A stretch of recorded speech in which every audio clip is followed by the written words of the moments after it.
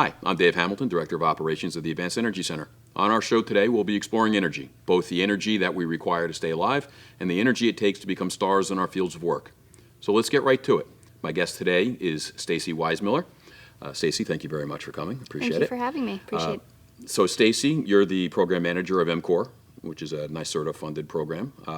Why don't you tell us a little bit about the program, what's your role there, and how you work with startup companies? Sure. So MCOR is one of the later stage incubators run by NYSERDA. It's really focused on the manufacturing portion of clean tech companies. So Second Muse, the company I work for, runs what they call a community-sourced incubator. So we're really focused on getting clean tech companies the scalability within manufacturing to commercialize their products and really make sure that they're taking all of the things that they're building with their business model and all their go-to-market strategies and really putting that into the market. Right. I mean, that's a critical aspect. What I've seen running the Clean Energy Business Incubator program is you can get companies so far, but if they can't figure out how they're going to manufacture their product, they're sunk. Yes. So one of your key jobs is to help them do that. Yes, exactly. Great. Well, so what mechanisms do you use when you try to do that? How do you take a cohort and kind of walk them through the process? What are your tools? So we build, a pretty extensive curriculum around what we call the MRL tool, the Manufacturing Readiness Level tool, that was actually built by the DoD, Department of Defense. And through that, we really go through many stages of what manufacturing means to a company, specifically in clean tech, whether you started at MRL 1, where you're really just trying to understand your bill of material, versus really being at a place where you're trying to do UL certification or you're trying to do a pre-certification test for market.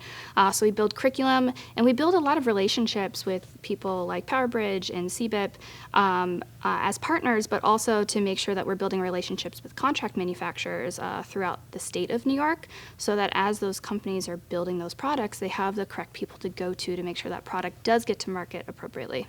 Great. So CBIP has a relationship. The Clean Energy Business Incubator Program has a relationship with MCOR. We've been involved with you guys since you got your award and you started moving forward. Why do you think it's important to collaborate with an incubator like CBIP or to collaborate with other partners that you have across New York State? I know you just touched on it a little bit. Maybe dive a little deeper as to how that's important for the growth of these startup companies. Yeah, so as I mentioned, Second Muse runs what they call a CSI, a community source incubator.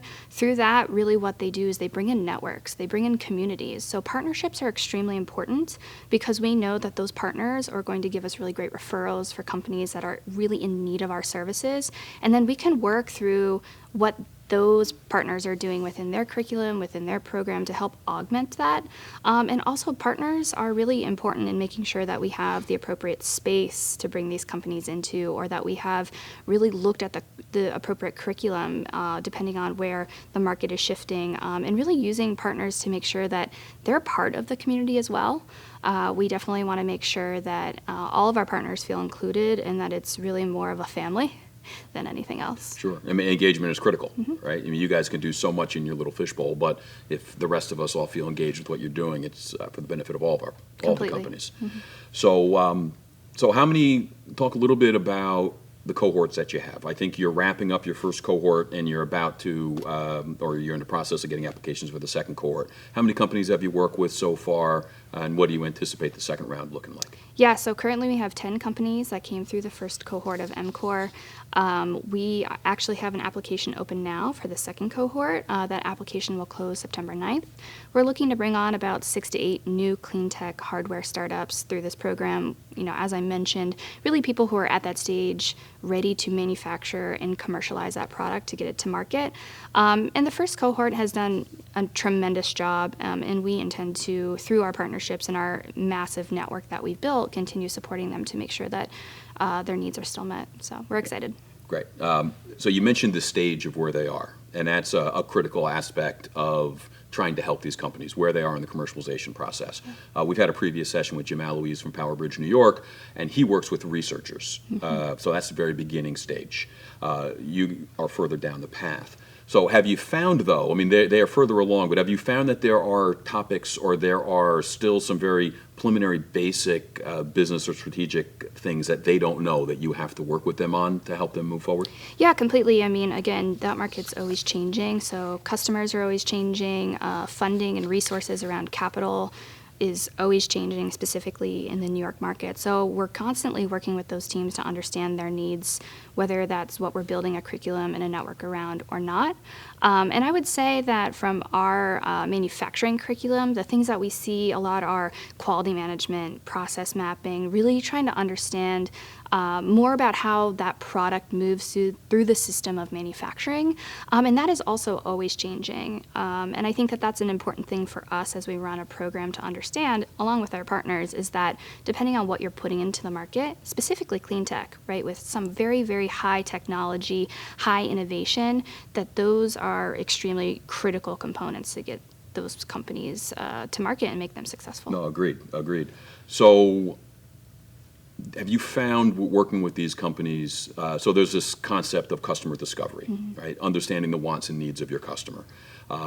Some would say that if they're about to manufacture, they understand the wants and needs of the customer and they're just going to build something. Do you find that the case? Do you still, do they have to realize that they need to still figure out what the customers want as they're getting ready to manufacture something? How does that play into what you guys do? Yeah, we look at it from kind of two angles, right? Whether it be us building a relationship with that customer so that we can help bring that relationship closer, which is part of our kind of manufacturing readiness, is to make sure we understand those sales channels, but also from a supply chain standpoint. We want to make sure that if a customer needs a product sooner than later, right? We have to work with supply chains and contract manufacturers to bring down lead times and to assure quality so that root cause analysis is not taking more time than it is to actually build and get it to market.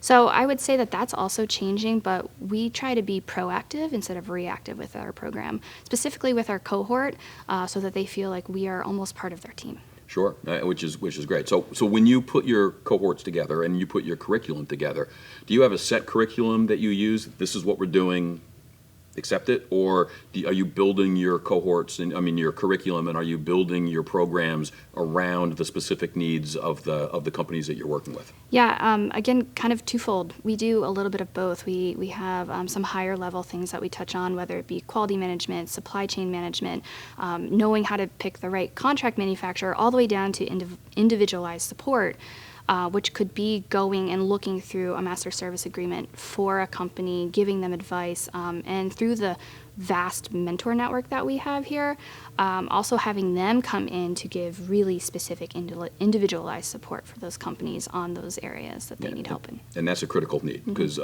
in our incubator program, we can take them so far, but we're not manufacturing experts. And so being able to tailor programs and offerings to help them is a critical thing. So thank you for doing that. And it's critical to help our programs, our companies succeed. So to wrap this up, thank you for being here. I appreciate you coming and your expertise. What are your thoughts about the innovation ecosystem that we have in place and that we're trying to grow? We're trying to foster and grow it and improve it. Are we on the right track, do you think? Are we all heading in the right direction? And where do you see us going in the future? I think that we are definitely on the right path. I think that when I see the cohorts that we have brought in, that CBIP, PowerBridge has brought in, it really excites me to know that people who are that innovative and have that much focus on a specific technology can really bring these products to market and can really use them to fight climate change. And I think that we only have more of those things to come.